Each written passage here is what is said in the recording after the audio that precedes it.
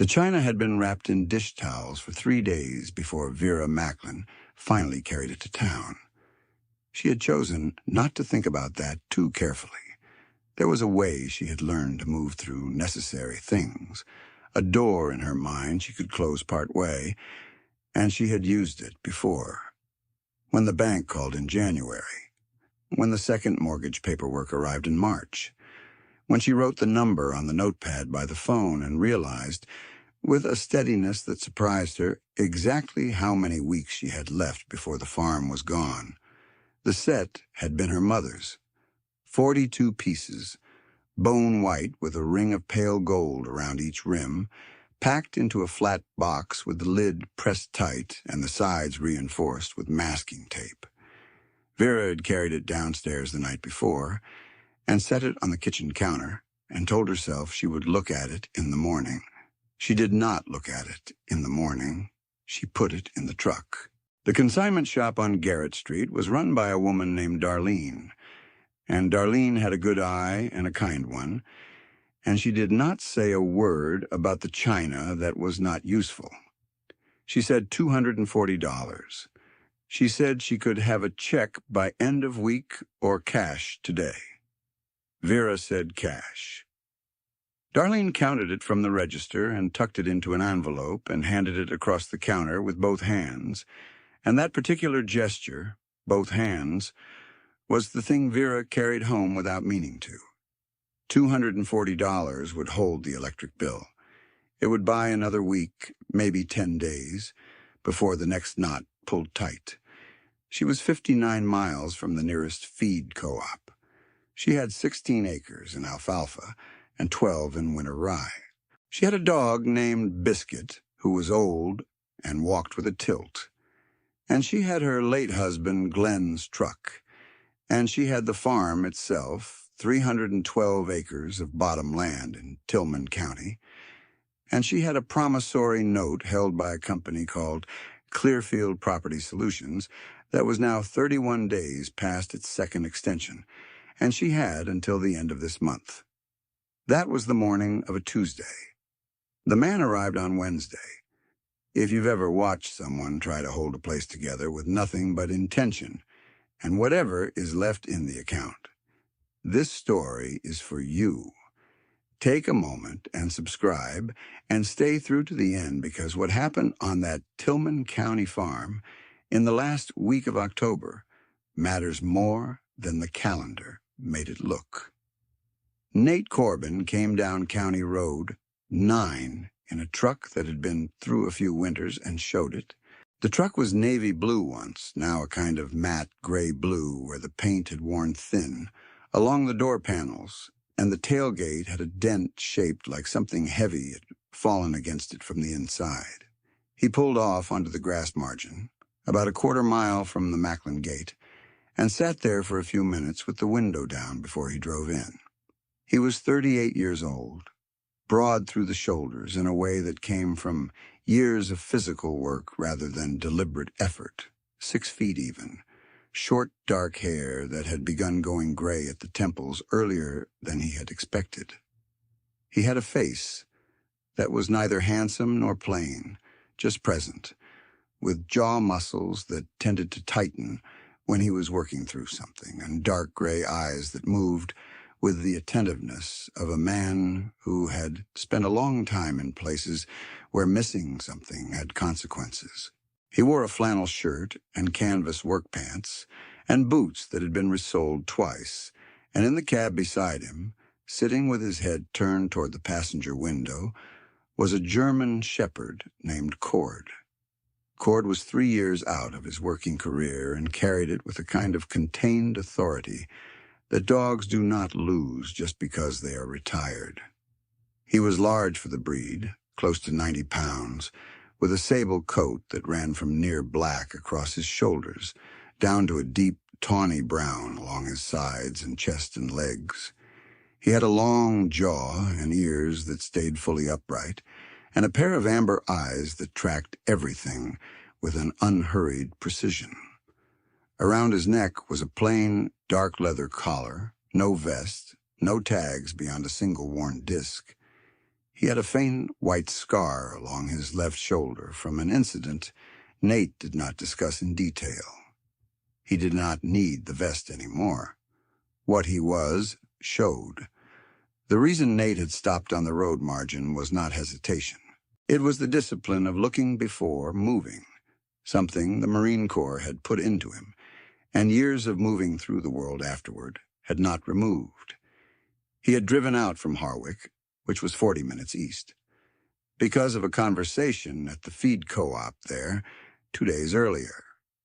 A man named Gus Alderman had been talking to nobody in particular about a woman out on County Road 9 who was selling off what she had to hold her land. Gus had said it in the offhand way people mention a thing they cannot fix. Nate had listened without turning around. He had asked one question, which was whether anybody knew the situation. Gus had said Clearfield had the paper. That was all Nate needed to know. He drove in through the Macklin Gate at 9:20 on a Wednesday morning. The farm opened up past the tree line, and what he saw was good land going into its fall color, still productive, the alfalfa fields cut low and neatly done, the fencing along the east pasture, repaired in sections with wire that was newer than the post it was strung between. Someone had been working this place hard. He could see that before he stopped the truck. Vera was coming out of the equipment shed when she heard him pull up. She stopped in the shed doorway and looked at him and did not move any closer. She was 54 years old, 5 feet 4 inches, and carried herself with a straightness that had less to do with confidence than with the particular posture of someone who has been tired for a long time and refuses to show it in their spine. Her hair was iron gray, cut short and practical, and her face was weathered in the way that outdoor work weathers a person without making them look old, just seasoned. She had blue eyes and calloused hands, and was wearing rubber boots and a denim jacket with the cuffs rolled back. She looked at Nate, then at the truck, then at Cord sitting in the passenger seat. "I'm not looking to sell anything," she said. "I know," Nate said. She held his look. "Then what are you doing here?" "I heard about your situation with Clearfield. I'd like to talk to you about it, if you're willing." Vera did not move from the doorway. Cord turned his head and looked at her through the window glass. "Who told you about my situation?" "Gus Alderman, at the co-op in Harwick. He wasn't gossiping. He said it like a man who's upset and has nowhere to put it." Something shifted in her face, almost nothing. "Gus has known Glenn since before I did," she said. "Yes, ma'am." She looked at him for another moment and then stepped out of the shed doorway. "There's coffee," she said. The kitchen smelled like coffee and something with onions that had been cooked earlier that morning. The table was older than most of what was in the room, a broad farm table with a surface worn smooth and pale in the places where things had been set down 10,000 times over the years. Nate sat across from Vera, and she put mugs down and poured, and then sat down herself. Cord had come in and settled near the back door without being asked. Vera watched the dog for a moment. "He doesn't stay far from you," she said. "No. He's been that way since we left." "Left where?" "Camp Pendleton, officially. But I mean left everything that was before." She looked at him. Not assessing, not suspicious, just looking. "You were in the Corps." "Yes, ma'am. 8 years active, then 2 years with a working dog unit in a support capacity. Cord was in service with me for the last 4 of the 8. He was supposed to retire to another handler, but that fell through, so I kept him." Vera wrapped both hands around her mug. "Glenn was Army," she said. "Not a long stretch. 2 years. And then he came home, and this place was what he wanted." She said it without heaviness, just as a fact delivered, with the care that facts about the dead sometimes carry, when the living have had years to find the right container for them. When did you lose him? Nate said. 3 years ago, March. Aneurysm. He went in the morning and he was gone by noon. She paused. He always said the farm would outlast us both. I think he meant it comfortably. He did not mean it as a challenge. Nate nodded once. Tell me about Clearfield, he said. It took her about 20 minutes to lay it out.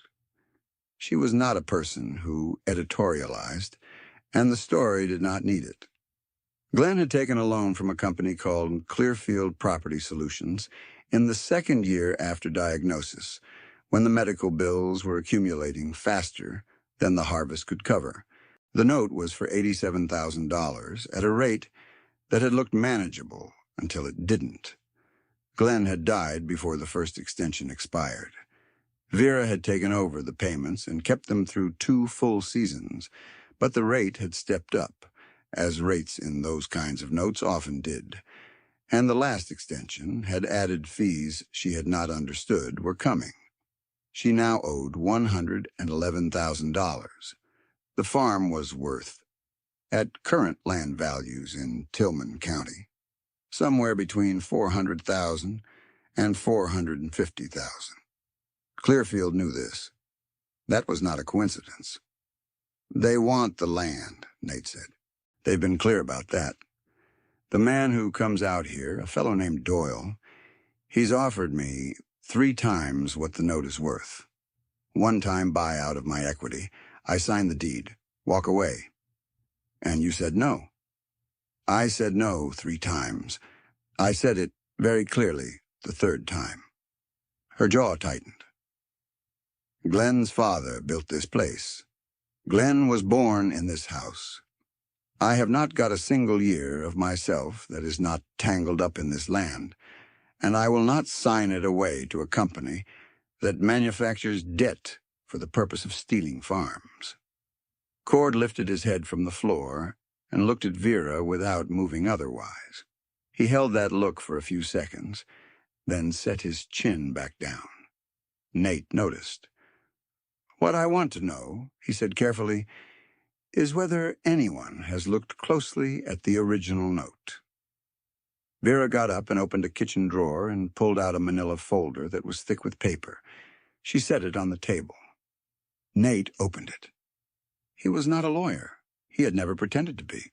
He had spent enough time in the last several years working odd jobs for people who had found themselves on the wrong end of exactly this kind of paper that he had learned to read a promissory note the way a mechanic learns to read an engine, not formally, but practically, by knowing what was supposed to be there and recognizing what wasn't.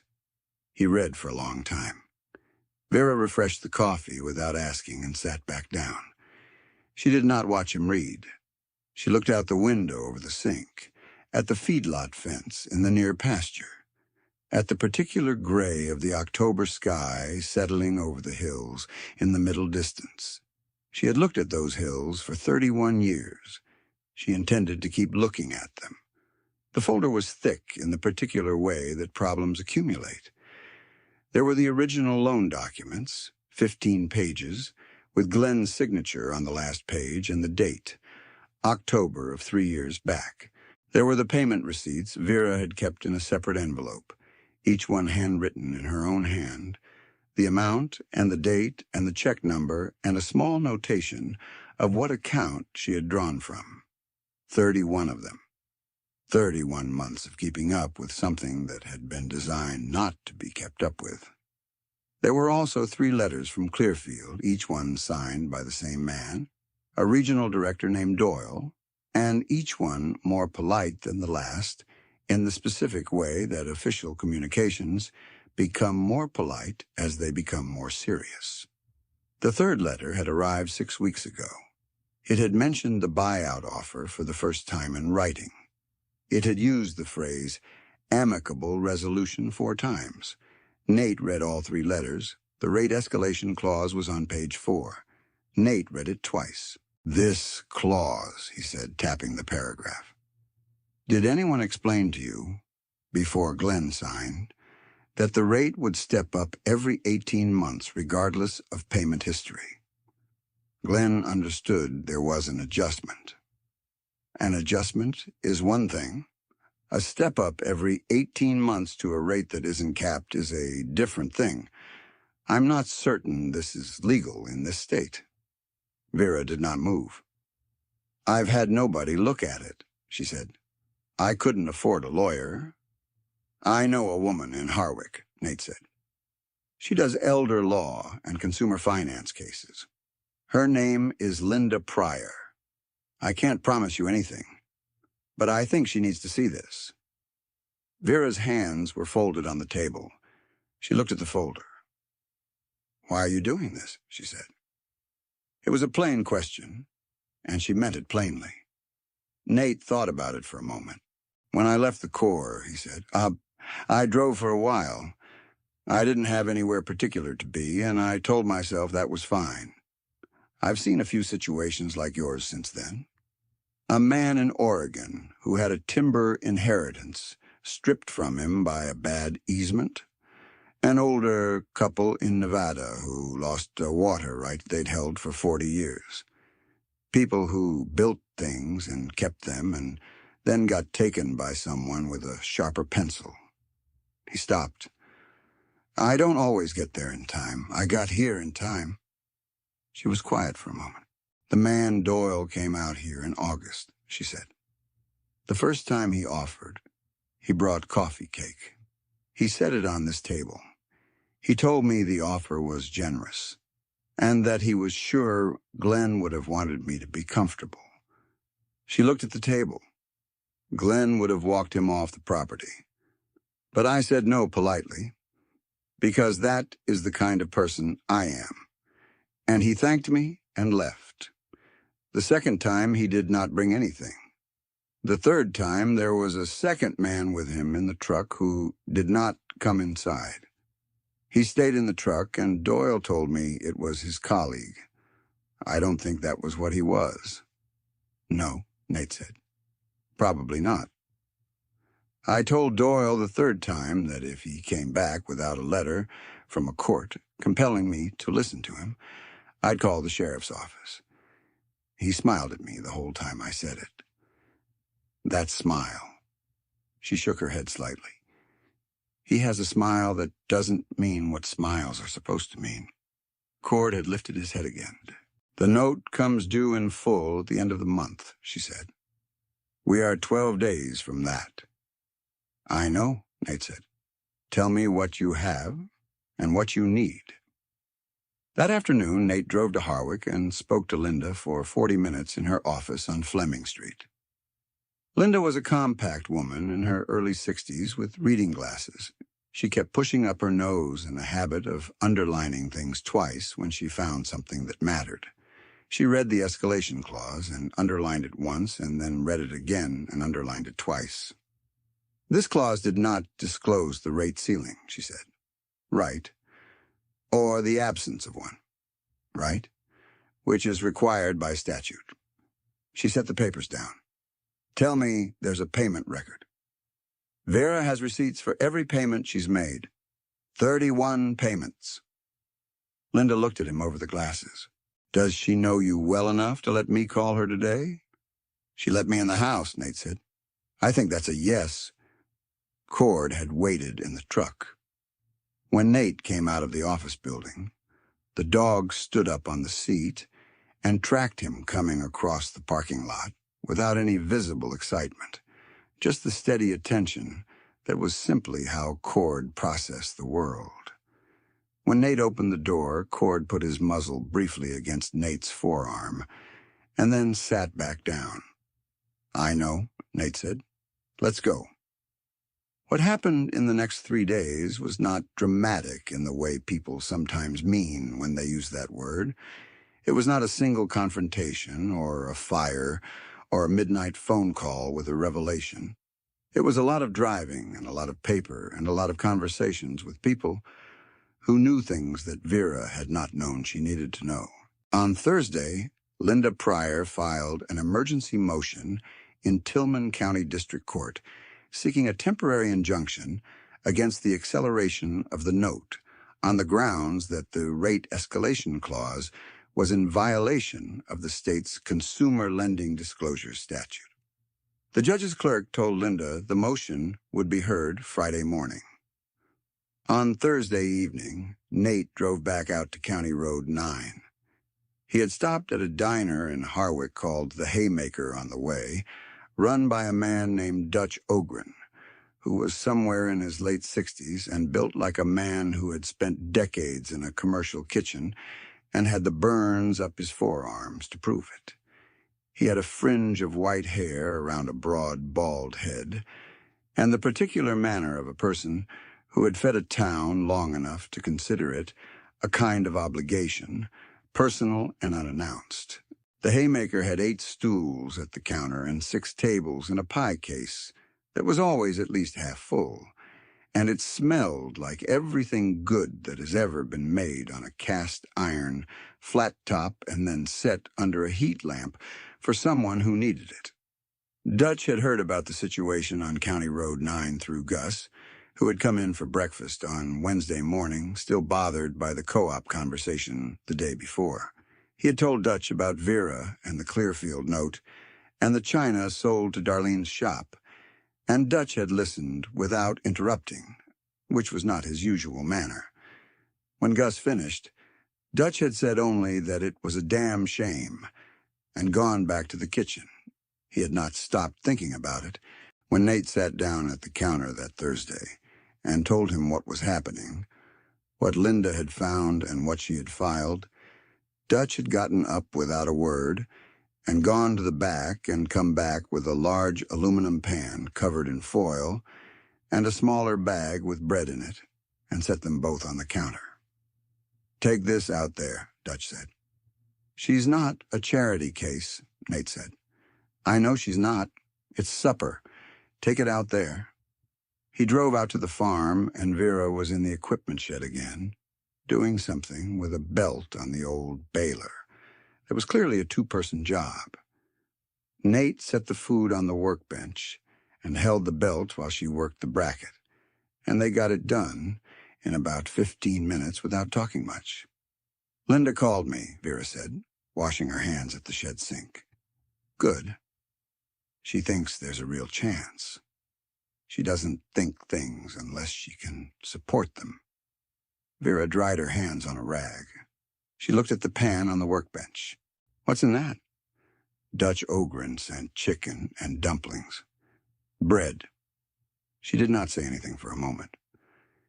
"Dutch and Glenn used to fish together," she said, "before Glenn got sick." "I didn't know that," Nate said. "Dutch has not been out here since the funeral." She paused. "He doesn't like to see things changed." They ate at the kitchen table. Cord sat near the back door again.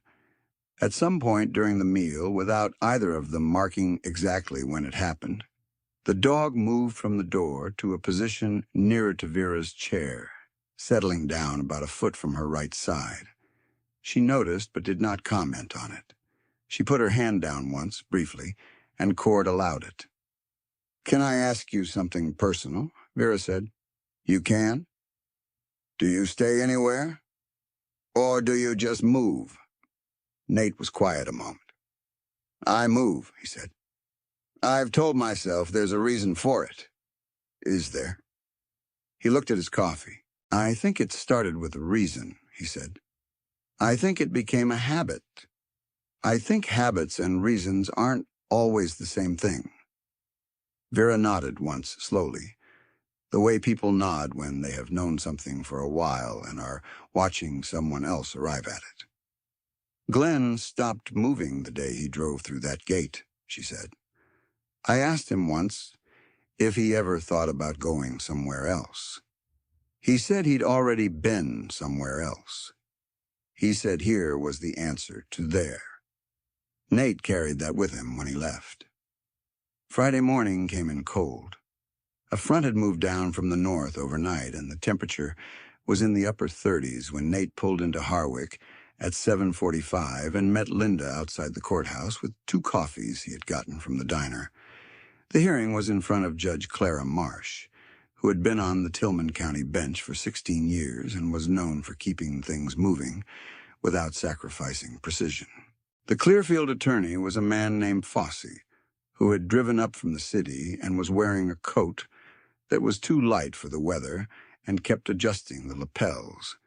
He argued that the escalation clause was standard language and properly disclosed.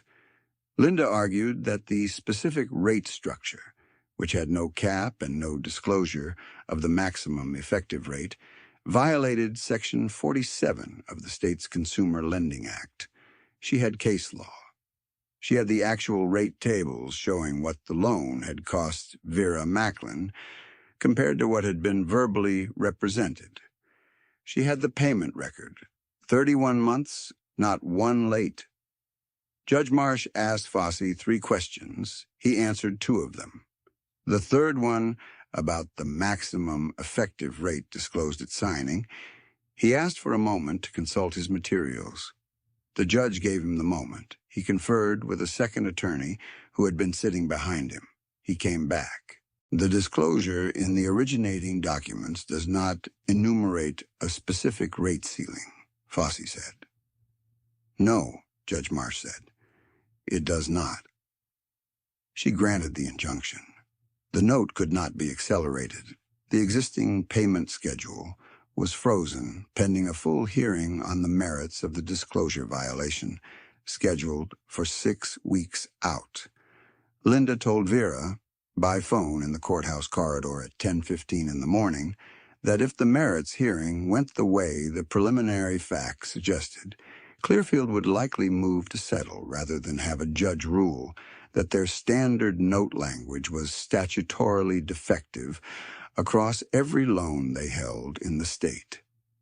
Vera did not say anything for a moment. So the farm, she said. The farm is not going anywhere, Linda said. Not today, and if I have my way, not ever in this fashion. Nate was standing near the window. He had given Vera the phone and moved away because some things deserve privacy. He heard her voice lower to something he could not make out. And then she was quiet for a long moment. And then she said something that might have been thank you, and then she did not say anything else for a while. He looked out the courthouse window at the street.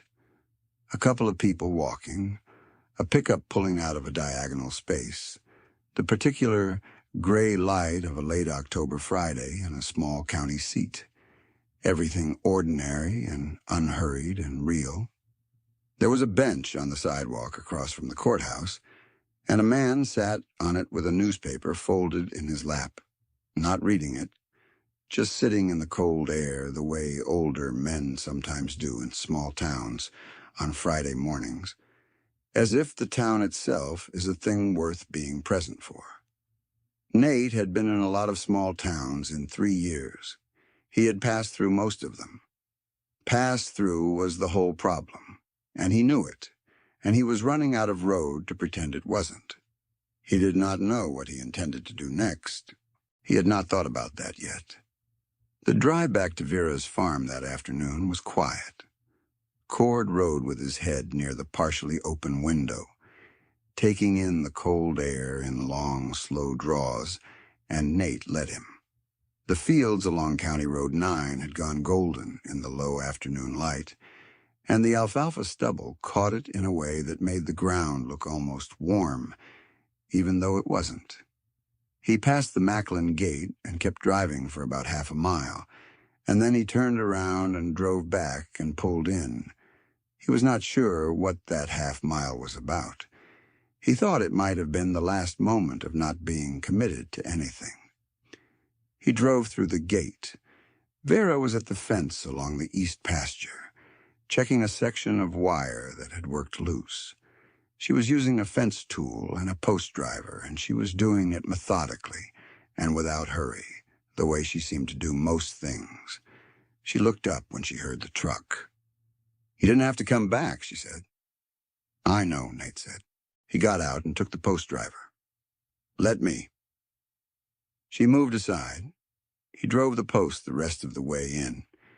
She handed him the wire and the stretcher, and he ran it, while she held tension on the other end, and they worked down the section together in the cold afternoon, not talking much, just doing the thing that needed doing. There were about 40 minutes of light left when they finished. Vera gathered the tools and put them in the bucket, and stood there for a moment looking out over the east pasture. "Glenn put this fence in himself," she said. "The year before he got sick. Took him all summer." Nate looked at the fence line. Straight and even and built to last. "He knew what he was doing," Nate said. "He always did." She paused. "I just never thought I'd be the one making sure it stayed up." "You have been, though." She looked at him sideways. "I have," she said, "for 3 years." They walked back toward the house in the last of the light.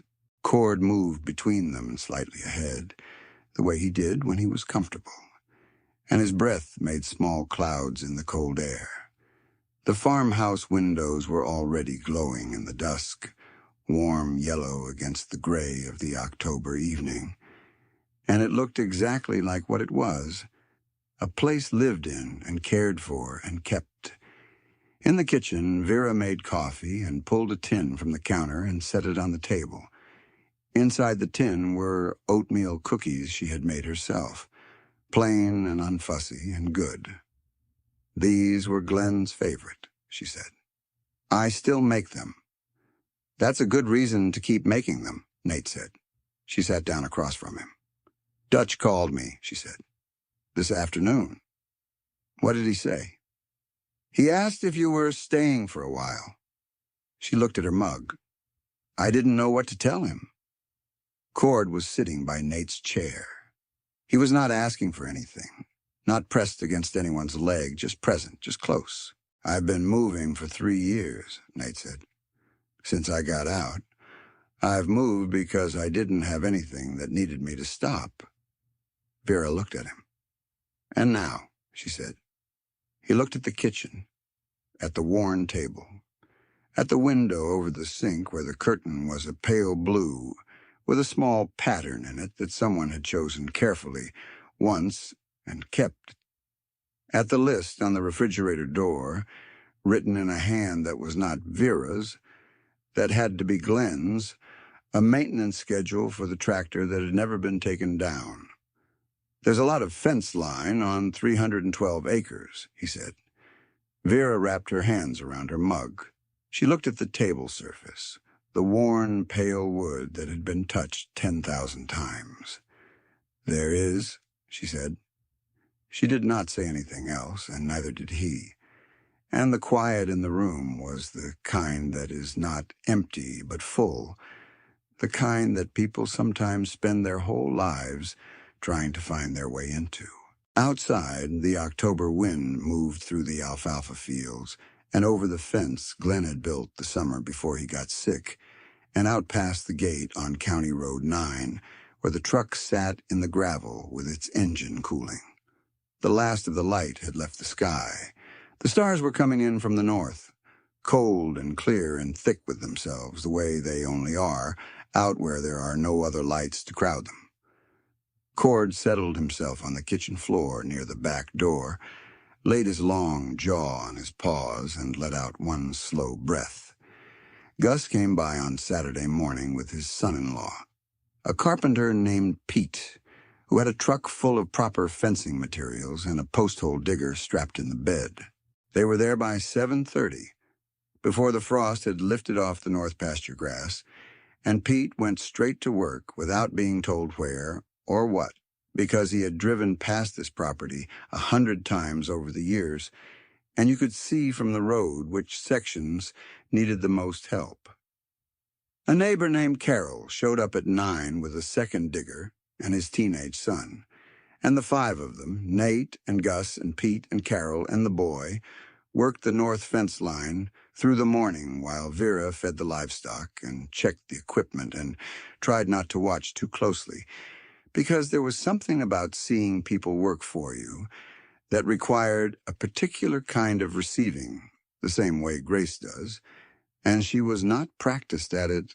Dutch arrived at noon in a van from the haymaker, with 2 aluminum pans and a bag of rolls and a thermos the size of a small appliance, and he set everything out on the tailgate of Pete's truck, and nobody stopped working for more than 15 minutes, and Dutch seemed satisfied by that, which meant he understood exactly what kind of help this was.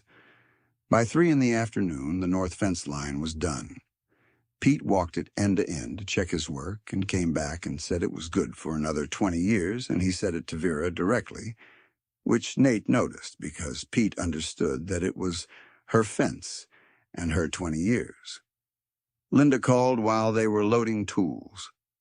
Clearfield's attorney had already been in contact about the possibility of a restructured note at a fixed rate, which meant they were doing exactly what Linda had expected them to do. Nate did not move on the following Sunday. He did not plan for the Sunday after that. He found a motel in Harwick that had a weekly rate and a small room around back, where the man at the desk, an older fellow named Bernard, who wore the same flannel every day, didn't mind a dog as long as the dog was quiet. Cord was always quiet. Bernard and Cord reached an understanding by the 3rd day that did not require any words from either of them. Nate drove out to County Road 9 every morning. Some days there was fence work or equipment that wanted attention or firewood that needed splitting and stacking before the cold came in hard. Some days Vera needed help loading hay or running a load to town or tracking down a part for the baler that the dealership in Harwick said they had in stock and then didn't. There was always something. On a working farm, there is always something. That was not a surprise. What surprised him was that he had forgotten what it felt like to have somewhere to be every morning. A specific place, a specific set of things that would be better for his presence. He had not had that feeling in 3 years. He had told himself he did not miss it. He had been wrong about that in the way that people are sometimes wrong about what they have given up, not dishonestly, but because looking at it directly would have cost too much while he was still moving. The settlement with Clearfield came at 4 weeks. Linda negotiated a fixed-rate rewrite at a term and interest figure that Vera could manage on good harvests and still manage on lean ones, and the fees that had accumulated under the bad escalation clause were struck entirely. The total outstanding balance was reduced to what it would have been under a properly disclosed fixed-rate note from the beginning. Clearfield signed because the alternative was a merits ruling that threatened the legality of their note language in every county they operated in, and they valued that exposure more than they valued 312 acres of Tillman County bottom land. It was not a moral decision on their part. Moral decisions were not something Clearfield had shown much practice at. Linda called Vera with the news on a Thursday afternoon. Vera was standing at the kitchen counter when she got the call, and afterward she stood there for a few minutes looking at the counter without moving. Then she went outside and walked the east pasture fence line, the one she and Nate had repaired together on the Friday after the injunction, and she walked it all the way to the corner post and back. And when she came inside, her boots were muddy, and her cheeks were cold and red, and she felt more like herself than she had in a very long time. She put the final settlement agreement in the drawer with the farm records, and she did not put it on the wall, because the farm did not need a piece of paper on the wall to prove it was hers. She had always known that. On the Saturday of the second week of November, Vera drove to Darlene's consignment shop on Garrett Street. The china was still there. All 42 pieces, bone white with the ring of pale gold around each rim, set out in a neat arrangement on the shelf behind the counter because Darlene had an instinct for what deserved to be seen. Vera bought it back.